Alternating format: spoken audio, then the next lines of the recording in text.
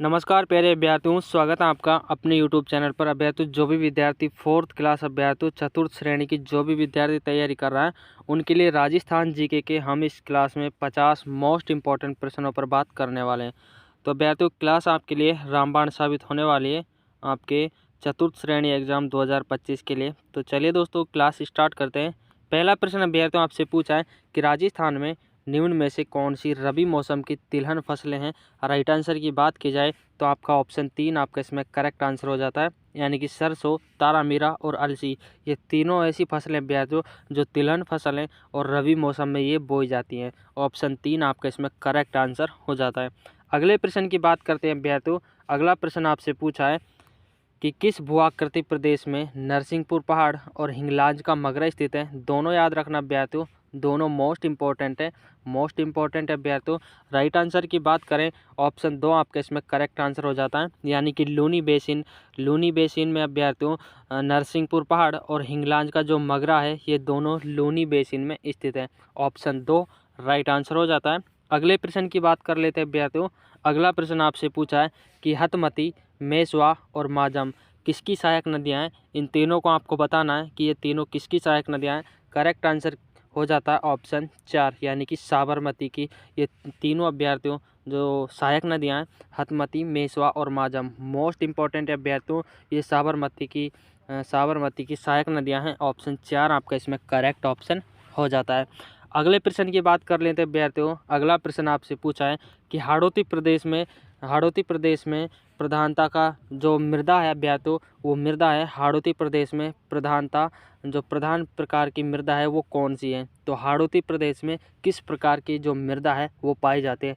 मृदा से अभ्यर्थियों हर राजस्थान लेवल के एग्जाम में अभ्यर्थियों 1-2 प्रश्न 100% पूछे जाते हैं। तो करेक्ट आंसर हो जाता है ऑप्शन 1, यानी कि वर्टिसोल्स प्रकार की जो मृदा है अभ्यर्थियों वो आपके हाड़ौती प्रदेश में पाई जाती है। ऑप्शन 1 आपका इसमें करेक्ट आंसर हो जाता है। अगले प्रश्न की बात करते हैं अभ्यर्थियों। अगला प्रश्न आपसे पूछा है कि निम्नलिखित में से कौन सा वन्य अभ्यारण्य एक से अधिक जिलों में स्थित है। तो एक से अधिक जिलों में कौन सा वन्य जीव अभ्यारण्य है जो अभ्यर्थियों एक से अधिक जिलों में फैला हुआ है। राइट आंसर की बात करें अभ्यर्थियों, ऑप्शन 2 आपके इसमें करेक्ट आंसर हो जाता है, यानी कि टाटगढ़ रावली अभ्यर्थियों जो एक ऐसा अभ्यारण्य है जो एक से अधिक यानी कि 2 या 3 जिलों में यह फैला हुआ है। याद रखना, मोस्ट इंपॉर्टेंट प्रश्न है आपके एग्जाम की दृष्टि से। अगले प्रश्न की बात कर लेते हैं अभ्यर्थियों। अगला प्रश्न आपसे पूछा है कि राजकिरण और RD 57 किस फसल की उन्नत किस्म है अभ्यर्थियों। दोनों किस्म याद रखना, मोस्ट इंपॉर्टेंट प्रश्नों के साथ ये क्लास दी जा रही है। तो ये दोनों किस्म अभ्यर्थियों ऑप्शन 3 आपका जो इसमें आपका राइट आंसर हो जाता है, यानी कि राज की किरण और RD 57 ये अभ्यर्थियों जो फसल है उसकी ये उन्नत किस्म मानी जाती है। Option 3 is the correct answer. अगले प्रश्न की बात कर लेते हैं अभ्यर्थियों।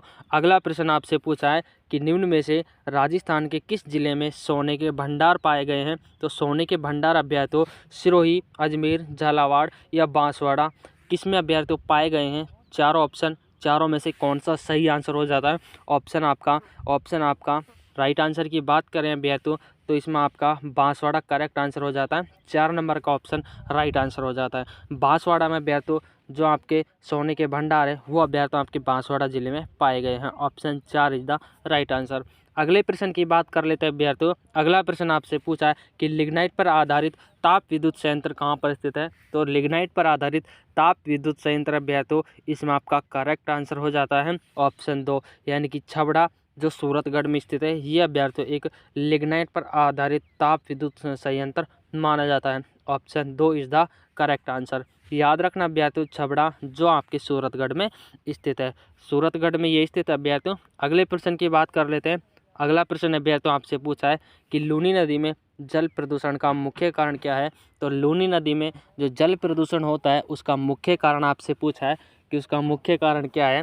ऑप्शन आपके हो जाते हैं। राइट आंसर की बात करें, ऑप्शन 1 आपका इसमें करेक्ट आंसर हो जाता है, यानी कि वस्त्रों की रंगाई और छपाई के कारण अभ्यर्थियों जो लूनी नदी है उसका जल सर्वाधिक मात्रा में प्रदूषित होता है। ऑप्शन 1 इसमें आपका करेक्ट आंसर हो जाता है।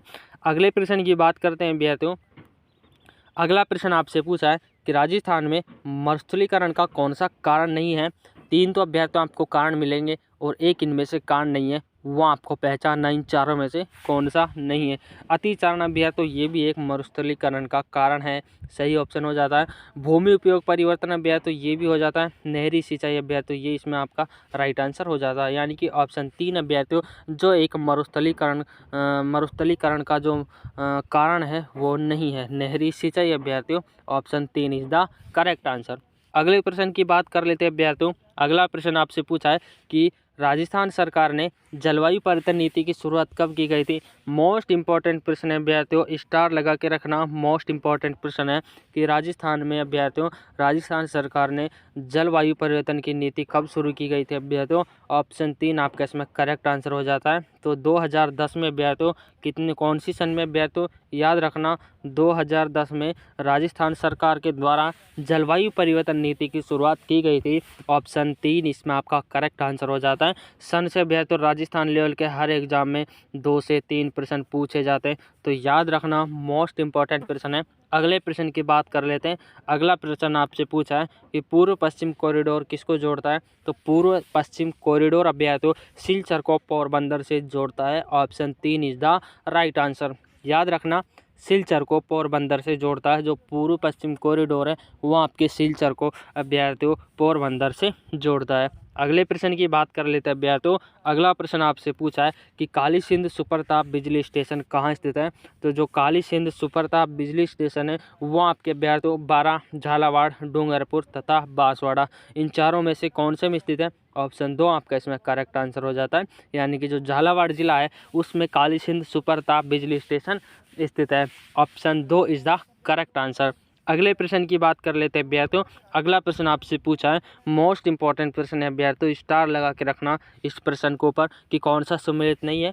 एक तरफ आपके जिला दिए हुए हैं और दूसरी तरफ आपके वन्य जीव अभ्यारण्य है, तो कौन सा सम्मिलित नहीं है। शेरगढ़ अभ्यर्थियों बूंदी में स्थित है, ये आपके इसमें गलत ऑप्शन हो जाता है अभ्यर्थियों। बस्सी चित्तौड़गढ़ में स्थित है, करेक्ट ऑप्शन हो जाता है। रामसागर वन विहार धौलपुर में, ये भी इसमें करेक्ट ऑप्शन हो जाता है। और सीता माता प्रतापगढ़ ये भी इसमें करेक्ट ऑप्शन हो जाता है। तीनों याद रखना अभ्यर्थियों, तीनों राइट ऑप्शन हो जाते हैं, यानी कि शेरगढ़ जो बूंदी में स्थित नहीं है अभ्यर्थियों, इसको याद रखना ये आपके गलत ऑप्शन है। और तीनों को याद रखना, कहीं से भी आपके एग्जाम में प्रश्न पूछा जा सकता है, तो याद रखना बस्सी चित्तौड़गढ़ में स्थित है, रामसागर वन विहार धौलपुर में स्थित है और सीता माता जो आपके प्रतापगढ़ में स्थित है। अगले प्रश्न की बात कर लेते हैं अभ्यर्थियों। अगला प्रश्न आपसे पूछा है कि माही कंचन तथा RCB 911 संकर किसकी किस्म है। दोनों किस्म याद रखना अभ्यर्थियों, 2 किस्म आपसे पूछी हैं। पहला आपके जो माही कंचन है वो तो आपके मक्का की है, और अभ्यर्थियों RCB 911 ये आपके बाजरे की किस्म है। ऑप्शन 3 आपका इसमें करेक्ट आंसर हो जाता है। दोनों किस्म याद रखना अभ्यर्थियों, एग्जाम में कहीं से भी प्रश्न पूछा जा सकता है। तो PDF आपकी इस तरह से तैयार की है कि एक भी प्रश्न अभ्यर्थियों आपका छूटने वाला नहीं है। लगातार आपकी इस चैनल की क्लास लेते रहिए। अगला प्रश्न आपसे पूछा है, अगले प्रश्न की ओर चलते हैं अभ्यर्थियों कि राजस्थान के निम्नलिखित जिलों को अभ्यर्थियों पूर्व से पश्चिम की ओर सही क्रम में व्यवस्थित करें। तो पूर्व से पश्चिम की ओर सही क्रम में व्यवस्थित करना है, तो पहले नंबर पर आपके बूंदी आ जाता है अभ्यर्थियों, पहले नंबर पर बूंदी आ जाता है।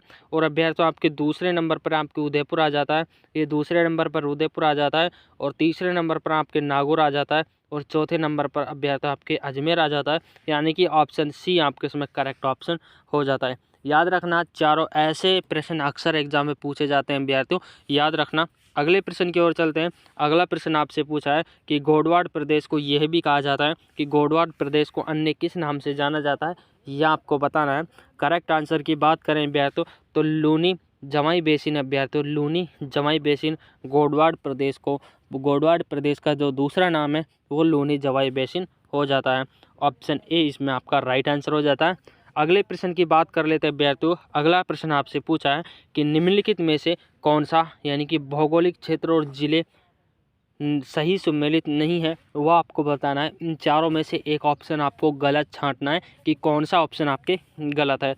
कुबड़ पट्टी अभ्यर्थियों अजमेर और नागौर के मध्य पाई जाती है, ये भी इसमें करेक्ट ऑप्शन हो जाता है। छप्पन का मैदान बांसवाड़ा और प्रतापगढ़ के मध्य अभ्यर्थियों, ये भी इसमें करेक्ट ऑप्शन हो जाता है। भोराट का पठार चित्तौड़गढ़ और भीलवाड़ा, ये इसमें गलत ऑप्शन हो जाता है अभ्यर्थियों। और उपरमाल का पठार भीलवाड़ा और चित्तौड़गढ़, ये भी इसमें करेक्ट ऑप्शन हो जाता है। यानी कि ऑप्शन 3 आपके इसमें गलत ऑप्शन है और तीनों ऑप्शन आप इसमें सही हैं। ऑप्शन 3 इसमें आपके सही हैं। तो तीनों याद रखना, कहीं से भी एग्जाम में पूछा जा सकता है। मैं फिर बोल रहा हूँ, बार बार बोलने की ज़रूरत नहीं है अभ्यर्थियों। आपके एग्ज़ाम में ये नहीं कि यहाँ से प्रश्न आएगा, कहीं से भी आपके एग्ज़ाम में प्रश्न आ सकता है। तो क्लास को ध्यानपूर्वक देखना और ऐसे ही क्लास लेते रहिए, आपके एक भी प्रश्न नहीं छूटने वाला। चैनल को ज़रूर सब्सक्राइब कर रहे हैं। अगला प्रश्न आपसे पूछा है कि लूनी का उत्तरी क्षेत्र क्या कहलाता है। तो लूनी का जो उत्तरी क्षेत्र है वो क्या कहलाता है। करेक्ट आंसर की बात करें थली अभ्यर्थियों, लूनी का जो उत्तरी क्षेत्र है वो आपके थली कहलाता है। ऑप्शन 1 आपका इसमें करेक्ट ऑप्शन हो जाता है। अगले प्रश्न की बात करते हैं कि राजस्थान का कौन सा भौगोलिक प्रदेश खाद्यान्न का कटोरा भी कहा जाता है। मोस्ट इंपॉर्टेंट प्रश्न अभ्यर्थियों, खाद्यान्न का कटोरा, राजस्थान का ऐसा कौन सा भौतिक प्रदेश है जिसको खाद्यान्न के कटोरे के नाम से भी जाना जाता है। याद रखना अभ्यर्थियों, पेपर में छपने वाला प्रश्न उत्तरी पूर्वी मैदानी प्रदेश है, जो पूर्वी मैदानी प्रदेश है उसको अभ्यर्थियों जो खाद्यान्न का कटोरा है वो भी कहा जाता है। Option C is the correct answer. अगले प्रश्न की ओर चलते हैं अभ्यर्थियों। अगला प्रश्न आपसे पूछा है कि राजस्थान में अरावली श्रेणियों की दिशा कौन सी है। तो राजस्थान में अरावली दिशा की दिशा कौन सी है। तो इनमें दिशा आपको बतानी कि कौन सी है। सबसे पहले राजस्थान की मैप के द्वारा आपको समझा देते हैं अभ्यर्थियों। जैसे ये आपके राजस्थान का मैप हो गया, तो इसकी अभ्यर्थियों इस तरह से इनकी जो,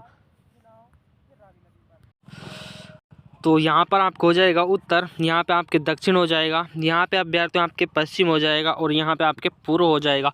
तो यानी कि अभ्यर्थियों जो राजस्थान में अरावली श्रेणी की जो दिशा होती है वो आपके दक्षिण पश्चिम से अभ्यर्थियों इस तरह से होती है, दक्षिण पश्चिम से उत्तर पूर्व की ओर होती है। याद रखना ऑप्शन बी आपका इसमें करेक्ट आंसर हो जाता है। इस तरह से अभ्यर्थियों अगर आप पढ़ोगे तो आपका जो माइंड है उसमें एक मैप सा फिट हो जाएगा। इस तरह से आप प्रश्नों को बोल नहीं पाओगे। तो अगले प्रश्न की ओर चलते हैं। ये प्रश्न आप याद रखना, इस प्रश्न से अभ्यर्थियों आपके काफ़ी प्रश्न हल हो जाते हैं। तो इन राजस्थान का जो मैप है उसको भी आप अच्छे से ढंग से पढ़ के जाना, तो 5-6 प्रश्न तो अभ्यर्थियों आपके वहाँ से अच्छे से हो जाते हैं। अगला प्रश्न आपसे पूछा है कि निम्नलिखित में से एक पठार माउंट आबू में लगा हुआ है वो कौन सा अभ्यर्थियों। तो राइट आंसर की बात करें अभ्यर्थियों, उड़िया का पठार है जो अभ्यर्थियों एक माउंट आबू से लगा हुआ एक पठार है जो माना जाता है उड़िया का पठार। ऑप्शन सी आपका इसमें करेक्ट आंसर हो जाता है।